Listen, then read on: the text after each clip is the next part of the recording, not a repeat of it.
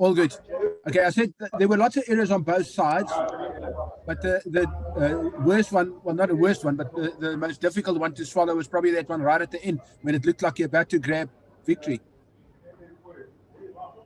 Yeah, I would say tight games like this one where you got two big provinces playing against each other, the amount of opportunities that you get are not going to be as much. So if you get them, you've got to finish them. And I think if you look at the first 15 odd minutes of that game, I think we camped on the Bulls 22 and they defended really well. So I thought we walked away there without getting enough points. And then the way we started the game is similar to the way we finished the game. So we had a chance to finish the game and score in the end. We couldn't get that right as well. So I would say you're 100% right. In tight games like this, you've got to try finish off the opportunities, and that's been kind of a theme for us, is that we create a lot of opportunities, but now we've got to find a way to convert those opportunities into points.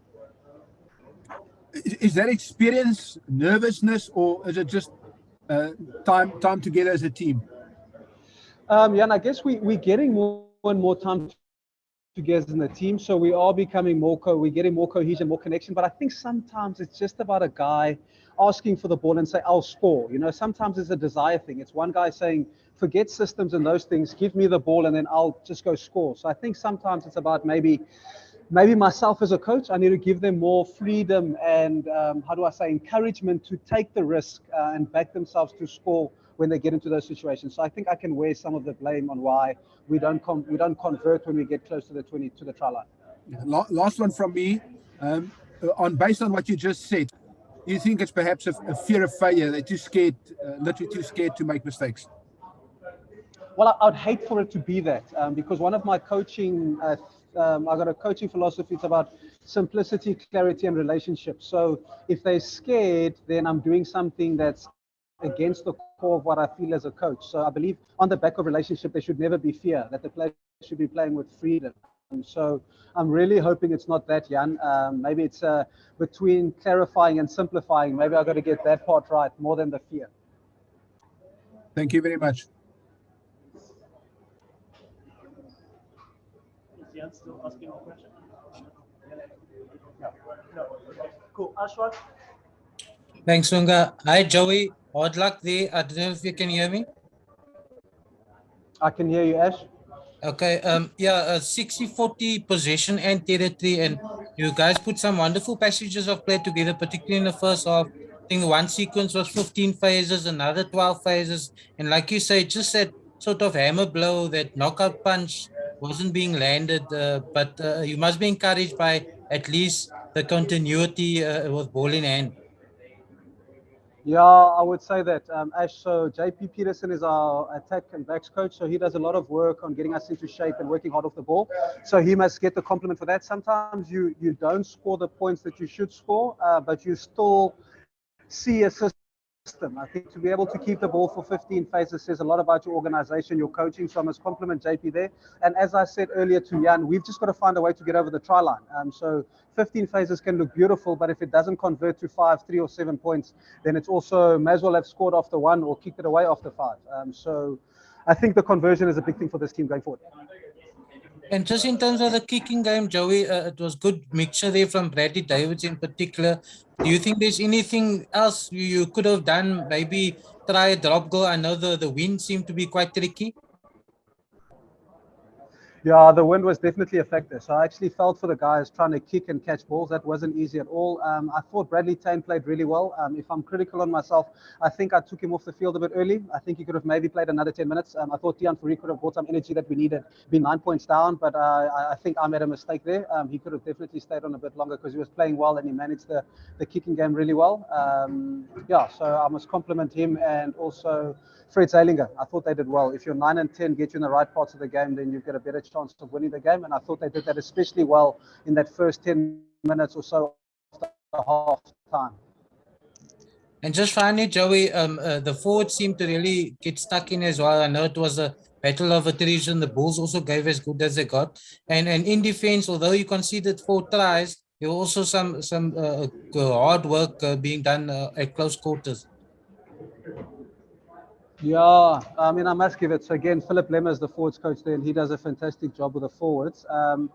Yeah, I think, I mean, as a defense coach, you never go home and sleep well if you concede 4 tries. That is not a norm. It's not a standard. It's not something I accept. It's not something that this team should accept. I think we, in the last 3 games at home, have conceded 4 tries. So we've conceded as many tries today as we conceded in 3 games. So that's something that I need to look at myself at and fix. But as you said, it's on the back of some good work.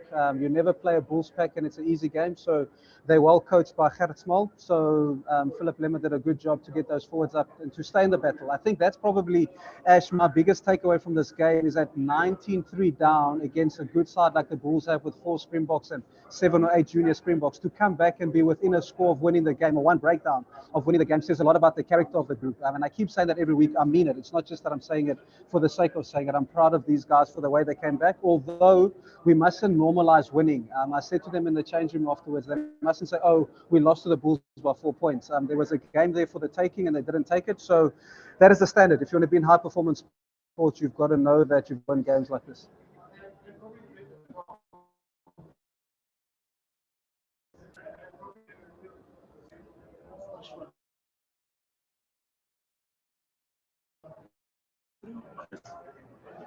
Chris. Yeah, Joey, very quickly for you there. You had the Bulls scrum under a lot of pressure in the first half. They had a number of scrum penalties and a very interesting decision late there. You're trailing 19-3 and you swap out the entire front row. But I got to say that, boy, those boys came on and made a lot of great carries and phases and a lot of movement there. It seemed to be a turning point for you coming back in the game.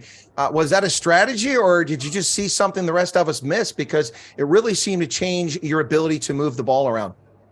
No, I think great question, Chris. So I would say that scrumming, the mauling, the maul stopping, as well as you can see penalties, it also takes it out of them. So you could see that from the 30th minute onwards, those front 3 guys were starting to take strain. And then the guys who came off the bench are guys who've played many minutes for this team. So there's a sense of desperation, understanding team culture, team dynamics. So those guys, we knew that we could rely on them to come on, and really we could never question the effort or the attitude, because the guys have bought into the culture of this team.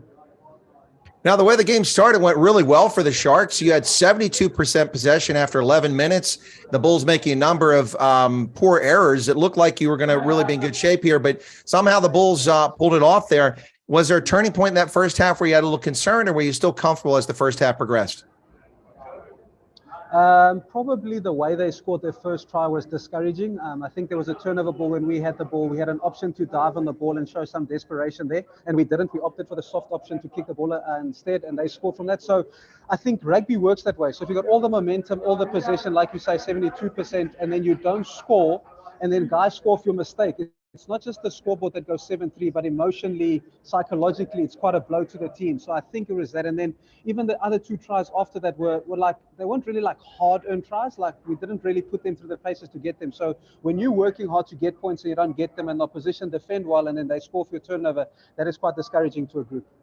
Yeah, definitely a heartbreaker. Final question for you here, and that's Pikulmozi Sobale. What a performance. He really seems to be coming on. Are you pleased with his progress and how he's developing this game? Chris, the funny thing is, in October of this year, you would have not known who he is. He's a club rugby player who plays for Rovers, who's across the road from us. So that's when we started a pre-season with a handful of club guys. So him and the lock who came off the bench, Ati, are club guys who aren't on contracts, who don't get paid to do this. They get paid that mandatory club fee to do that. So I must compliment those kind of guys who stuck through at not being paid. And PK, he just simplifies rugby, doesn't he? Like, you know what you're getting. He's going to chase your kicks. He's going to contest in the air. He's going to defend well on the edge, and he's going to try to finish when he scores. So I really hope that the guys making the decisions for our organization will sign him on before somebody picks him up, because I think it's a matter of time before somebody picks him up. Yeah, I think so. He's really showcasing his skills there. Well, better luck. It's a long season to go in Currie Cup, but good luck for the franchise today. You've got a big match coming up in less than an hour, and that really matters. So good luck to the Sharks. Thanks very much, Chris. I appreciate it. Thank you, guys. If you could just stay on this.